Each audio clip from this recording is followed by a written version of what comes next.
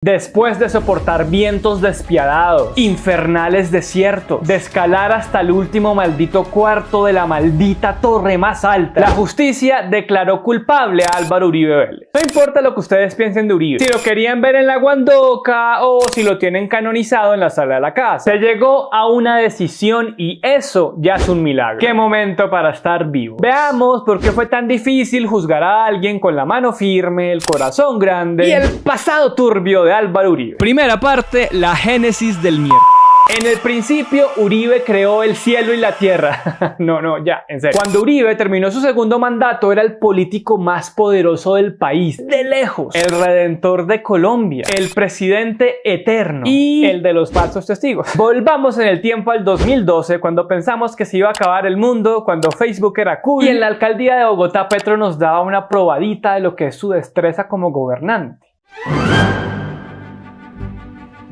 Ese año Iván Cepeda llegó al Congreso con los testimonios de dos ex paramilitares presos, que aseguraban que Uribe había fundado el bloque metro de las autodefensas con su hermano Santiago. Luego de eso voló al zarzo. Uribe dijo que lo estaban calumniando, que él y los paracos nada que ver, y denunció a Cepeda ante la Corte Suprema. Los magistrados se tiraron 6 años hurgándole la vida a Cepeda. 6 años. Y encontraron nada. No encontraron nada. O bueno, sí, que al parecer era Uribe quien estaba manipulando testigos. Por eso le abrieron una investigación. Mejor dicho, se le devolvió el boomerang al expresidente. La vida te da sorpresas, sorpresas te da la vida. Ay Dios. Aquí es donde entra en escena Diego Cadena, el abogánster. Por favor, escuchen cómo trataba de levantarse a una amiga. Yo tengo varias profesiones, de día abogado, de noche abogánster. ¿De noche qué? Abogánster.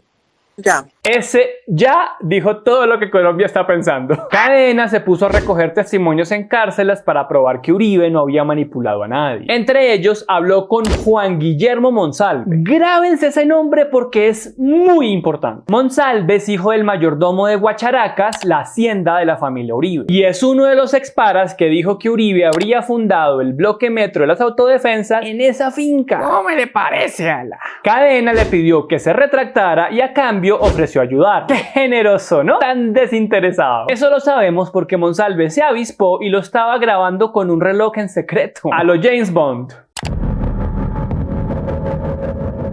Por si fuera poco, a la corte le llegó un audio en el que parecía que Uribe estaba enterado de las maniobras de Cadena y las aprobaba. Cuando el abogánster le preguntó que si ayudaban a Monsalve, vean lo que le respondió Uribe. Pero presidente, yo tengo algo en mente, pero quiero consultarlo con usted y es un tema que me faculta para poder ayudar a este señor. Es una acción de revisión ante la corte porque el señor tiene una condena de 44 años por secuestro. Yo lo que puedo hacer es decir, no, es un recurso jurídico, hay que adelantarlo, adelantarlo. Eso, el recurso jurídico está bien, por supuesto, y la ayuda para que le protejan la familia, pedírselo a las autoridades competentes y además públicamente. Correcto. Quería su autorización, presidente, para estar 100% claro. Proceda, doctor Diego, que usted hace las cosas bien hechas. Lo complicado de esa prueba para los efectos del juicio es que esas llamadas se grabaron por error. Unos investigadores tenían la orden de la corte de interceptar el celular de otro congresista, pero resultó ser nada más y nada menos que el número de Uribe. Coincidencias que parten la historia de un país en dos. La corte duró 2 años recolectando pruebas y en 2020 ordenó la detención preventiva de Uribe para que no pudiera entorpecer el proceso. Y él nos dejó este material de memes desde el UR.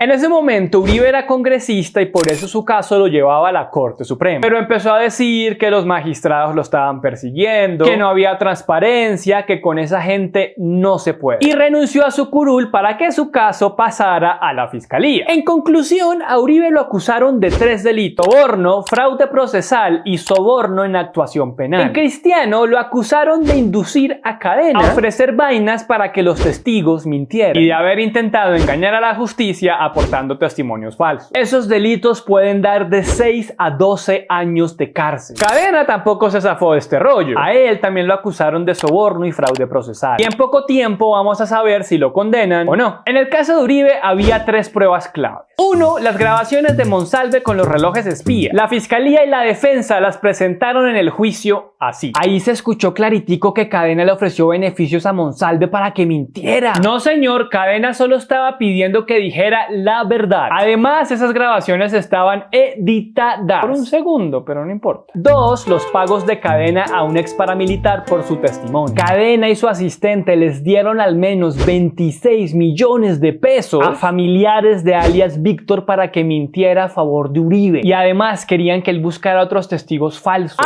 Pero si el doctor Uribe no sabía nada de esos pagos, me muero de la pena. De hecho, él no conocía a ninguno de esos testigos, señora jueza. 3. Las interceptaciones a Cadena y Uribe. En esas llamadas se nota que Uribe sabía lo que hacía Cadena y lo aprobaba. Las conversaciones entre abogado y cliente son privadas. Además, esos audios no hay que tenerlos en cuenta porque se grabaron por error. Por esta prueba hay que decir que sí la aceptaron los jueces, porque Cadena no estaba representando a Uribe en ese momento, sino que era un abogado que recogía testimonio. Y con este recuerdo cerramos nuestra cápsula del tiempo.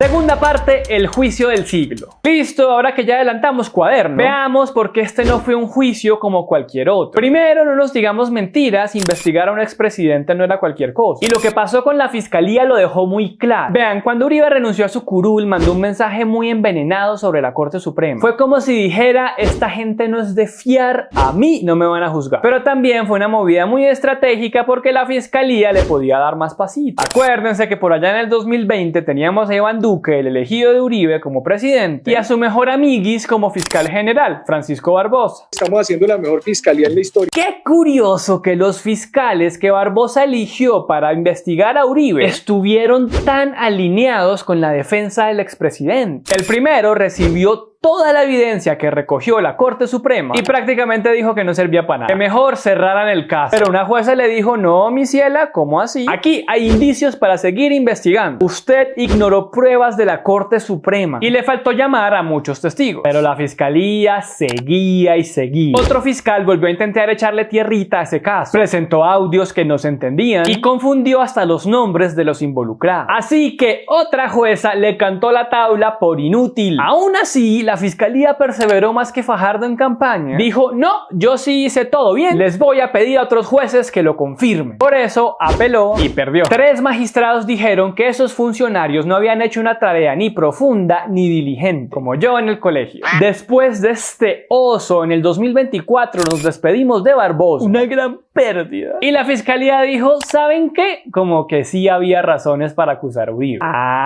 Ven que sí podían hacer bien su trabajo. Bueno, ahí sí llegó la hora del juicio de Uribe, mi gente. Esa vaina tuvo de todo. Paracos hablando por Zoom desde las cárceles. Bien, ya arranca toda esta historia. Entonces ya en la entrevista que yo le doy al Senado Cepeda en la cárcel de Itagüí. Uribe interrogando testigos. El doctor Rodrigo Lara le dijo que eso no correspondía a la verdad, que por eso no la firmaba y que casi se van a los puños. En primer lugar, yo no resuelvo mis problemas a puño limpio. El expresidente tomando de una taza que decía Uribestia. Quería saber porque no tuve comunicación ni con el señor López y no recuerdo haberla tenido con el doctor Prada. Y suplicándole a la jueza que por Dios, por lo que más quisiera, lo absolviera.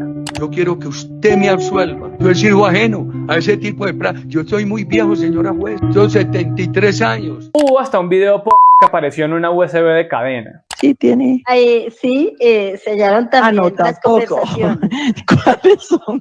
¿Para qué Netflix si teníamos semejante espectáculo? Pero más allá de las risas, este juicio nos demostró lo difícil que fue juzgar a Uribe. Porque cuando la justicia toca a alguien tan poderoso, los intereses políticos siempre se atraviesan. Miren lo que hizo el expresidente. Como el divo que es, aprovechó que todo el mundo estaba pendiente de este juicio para robar cámara en cada oportunidad. Y de paso meternos su versión y solo su versión hasta por las narices. Sacó sus dotes de influencer y todos los días hacía un resumen de la jornada. Y como buenas hormiguitas, los del Centro Democrático y los seguidores de Uribe se encargaban de replicarlo todo. Tan diligentes, tan buenos comunicadores. Vean que eso le funcionó para que hubiera más gente de su lado en Twitter. La Silla Vacía analizó 33.000 trinos durante un mes de juicio y encontró que las versiones del montaje tenían más alcance que las de la culpabilidad. De esa forma, el expresidente intentó difundir la idea de que la justicia se la tenía montada. Qué chimba tener a un ejército de gente metiendo cizaña sobre el proceso, diciendo que hay una persecución en su contra y que esto fue una farsa. Así es como se gana un juicio en redes. Buena esa, presidente.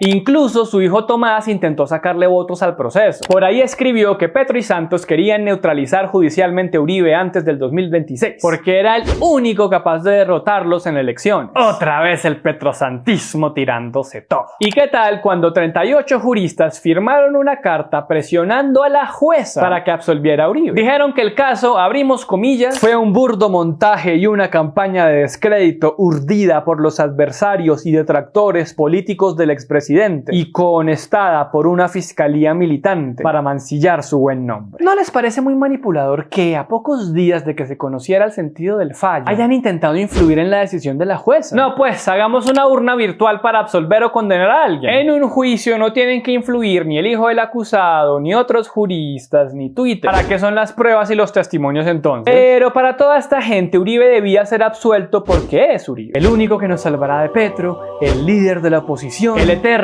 perseguido. Ojo, la política no debería manosear a la justicia. A pesar de estas presiones y contra todas las profecías de que nunca íbamos a ver a Uribe en un juicio, mucho menos a conocer una decisión, la justicia nos cayó la boca y ya tenemos un fallo. La jueza Sandra Heredia declaró culpable a Uribe de 2 delitos: fraude procesal y soborno en actuación penal. Recordemos que esto significa que Uribe indujo a Diego Cadena a ofrecer beneficios para que los testigos declararan a su favor. Además, intentaron engañar a la justicia con esos testimonios falsos. Para el tercer delito, soborno simple, la jueza lo absolvió porque no se comprobó que lo hubiera hecho. Ahora, la defensa dijo que va a apelar y el Tribunal Superior de Bogotá tendrá que decidir. Si no hay un fallo de segunda instancia antes del 15 de octubre, paila, ya prescribe ese caso. Pero si el tribunal confirma lo mismo que la jueza, la última opción que tiene el expresidente es presentar un recurso de casación ante la Corte Suprema de Justicia. Ahí la Corte podría anular esa decisión, cambiarla o aceptarla. No siempre admiten ese recurso, pero existe esa posibilidad. Y ese sería el documento final, no va más, última versión, este sí definitivo. Pero incluso siendo culpable, es probable que el expresidente no pase un solo día tras las rejas, porque podría pedir casa por cárcel por su edad. Entonces, otra vez, a esperar, mi gente. Por ahora, sigan en estudio.